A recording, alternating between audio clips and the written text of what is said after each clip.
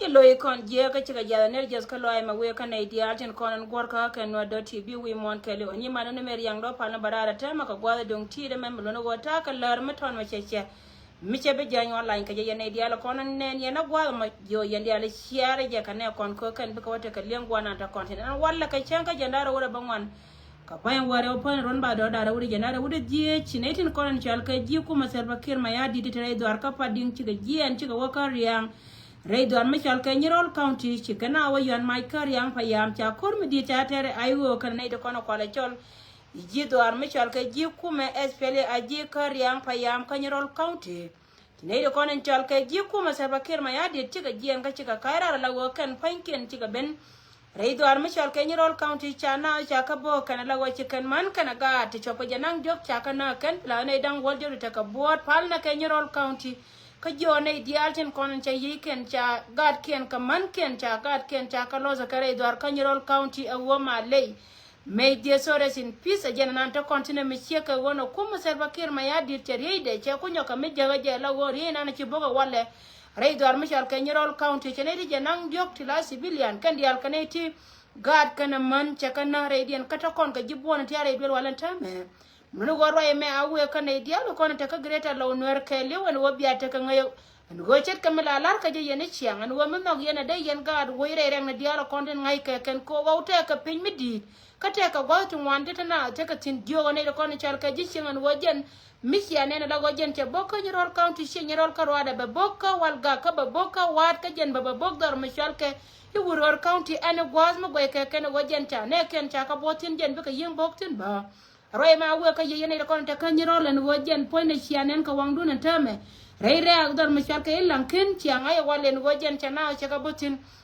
ka chiliami di chete tin lon kan ri janang doktin kon chiliu kata na do gora mana me chere kan tame ne di ala kon cha mol pen kan tanken kan je chine ri janang dok chi ka joy re dwar Kanyerol County Jalo mi di long ka jana na me jen bela na itin kon chal ka ji chen ko wo kon mala roy nei wana me ka media wo ba ko yela lari ka tin yar kon ka rodi no go ngala ro jen chen ka roy gad kuntin ko kien tin kon te re kor ka yakele no jen ponde rek cha go go bina be ka tin de tin ne de kon la yen tin ko jen bel wal emina tana jaga tin gwa ma plane de kon chole ji kor shi ji kuma kana kon de tere re ngi jen ale go ni chen da ne chi ne de kon chal ka ne re ga chi go ska pading Siang I go on point at a Michel K. Dor Michel K. Lankin, but you take a member to outin, Molono Lia, make him a wall of a bella sharp and contrary to our way and Chedem to what their guard can a man, they can your commanaka. Kasiajang I go a yana, Linglish, water bakir, my added can a negataka plan cook and book a benefit of a bogray door. Molono go Miss Yakon and Michiko on a Joe and a dialogue contrary, I guava Martin Tino, what jen point a cannon no more. The Miladan guava, Molono jen point a gore and a Japan, and go a point a reg Michel K. Dor Michel K. Ken belen lo ina ka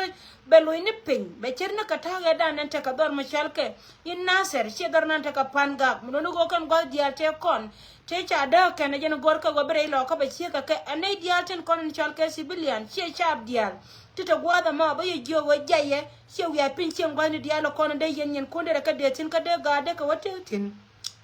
Jana no gora na mawa balar ye melono go jen korja tina mana me chere kan tama ko ngot kama ko continue ko ne do konen chalke e ji kuma kan ne bet ko gor kan e pujo wore lo ka menan bi yinte ne kan tin min ta ngayen tame no go chi ga go che ta ka bom re lo ka jen ba kur ba yinte ne do konen chalke i cha melono go ne do konen cha na wale chi ga ji kuma SPL ai go tin kono kwa la gore kuma salakir ma yadi na kai en hikai en go jen nyenye jen kan ne do kono kwa le chole ji kuma SPL ai go kan ne do konen chalke i cha pe ko kan Ken Chako Marka Chako Bom Ray Dor Michel Kanyerol County. You come at Albakir Mayadi to Messiaka made an Echel Kapanga, Kachala Dor Michelka it Dor Michelka in Nasser, and your commander Gentema Ray Locker, Lugo here, Wakel Karada Jatin, and Wajan Point of Mortamako continue Kojan Bawa, the Allen Conatana, take it in Baka Yimboken. Bishop the Alcutaka pinching one of the other country and tin and Wajan Bianga go put it Camilla Larka Jay and go Kumanamo here Kuma Mulono Wajan point there take a marker sharp carry wakers out to Dan Kelly genne kuma dor kel ka roade chi kuma ram kel kana ne ka te kono cha rodian gor kalar ka je kana ka kan ji kuma chika ya ka civilian chi cha ba kono ko chode chap dor lara me we ka yendi ala go go di ala kono te kare ka ngai ka ken no jen point de cha ka yinglat ba ka yingda ken ko gor kana je kana puje no gore lo ka me nan chi go di ala kono te no te ka tin cha la da ken dol kun di ala kono chi ala ka jo bi ying chan re mon ka jino ba Sudan ba ler ken di ala kono la ka ken ba kula re do ri ken ko yendi aklo do ja wala chan ken ba na me plan ma cha plan ne de kono chal ka ga jino ba Sudan tin kono cha ro pom ka kap ka ber jino ba ken ka wodien chal ka rodi no kuma jino ba Sudan ka chodu no wa yen wori baye ying destroy gone diala konta yentin lara me we ka yendi al ka jalo mi dir long lara nyirol county male we yendi nyirol jen poinde chen lo nyanan te tin jen chi ngolo jen tu lo we mi dir la go we gare nya yel we yeda ne dab ka nya yel ma lo tin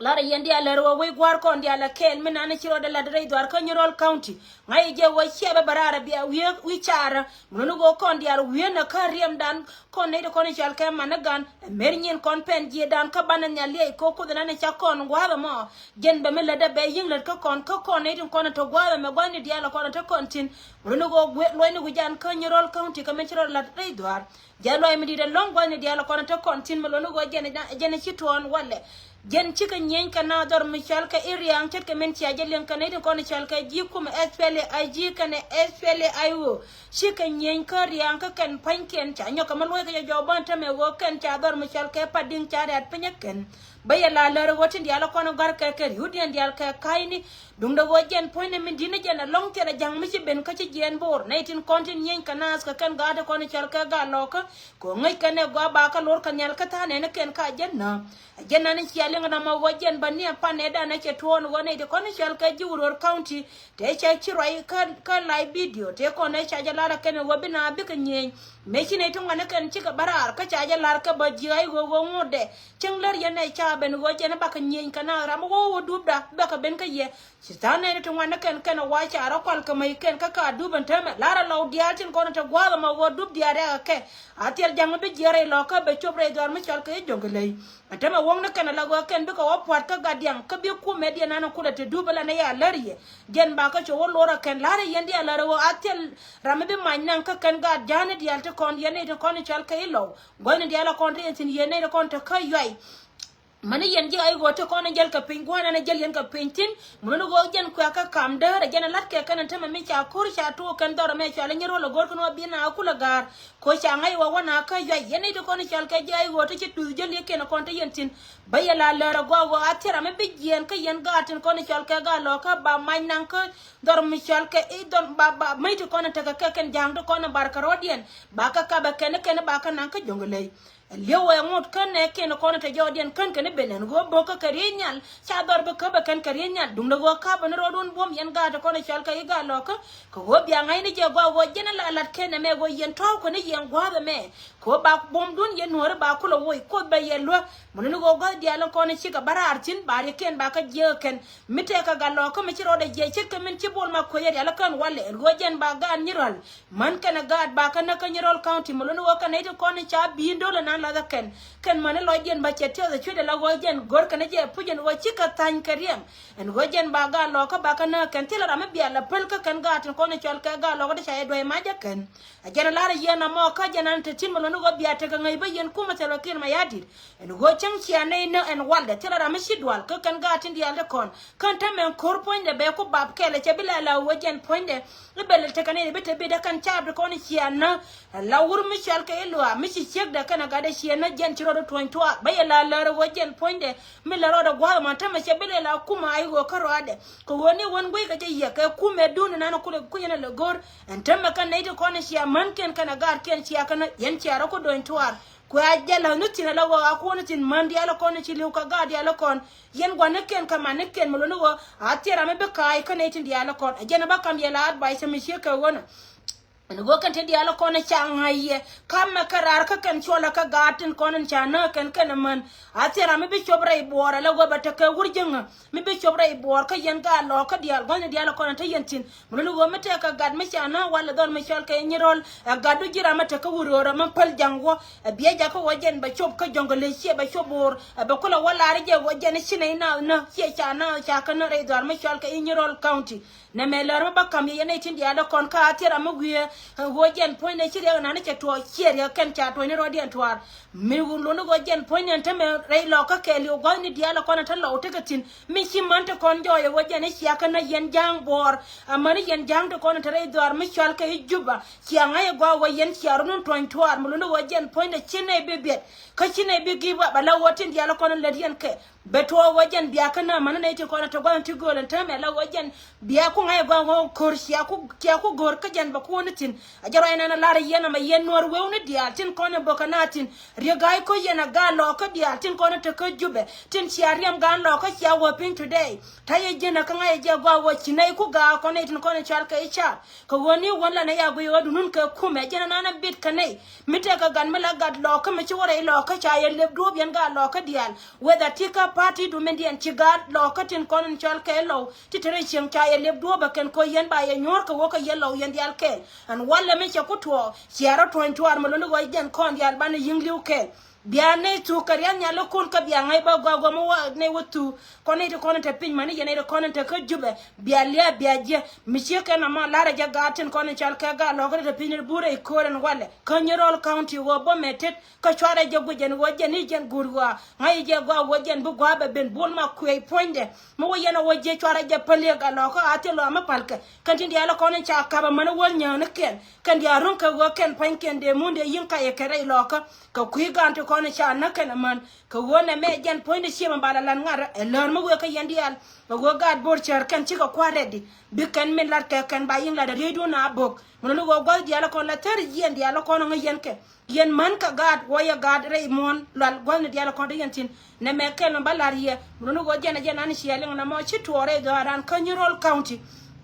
kajan ba shi Nyerol county ka roade ka ken gol diala kon ni chal ke mon loka wen re do ka ko ba county kan dial ba ka yingbo ka ba kala deno dum do wajen point ne chwara lete nin taye jena na gora balar kon mi cheke wona en go kon diala tin point de Nyerol county nan chaja lare jen cheka tanka loin kan loin jena nan jen shi won lo nya tu loin wendi roi bal nya ngai je gwa hotel mi shi bo mi chen cha ka kon ka mante kon kana gata kon ngode still shika bidwal ka shika bigiba cha number 1 cha nanga ken rolo ka mi lono go ken point ken jena ngai ka je batwo mi sheke wona lare yendi al wo tan jena go na diala kon ta kon tin mana kon gata kon rol to gol terno kora makel ka gat kon ka shong na kel ka ke jena number go balar yena ma chinai ti chop ko wol joko kon nori ci yiken ci gen ka Equatoria go na lat ke daptin cha jalara go chinai dang wol jok ti laga nori shika liure ne nti janan je ko na cha report no go shi lew go na tat ke daptin ma le mi di lonka nor community kan gati di ala ti ka gatin kon lat gwada ba rai dwar ka Equatoria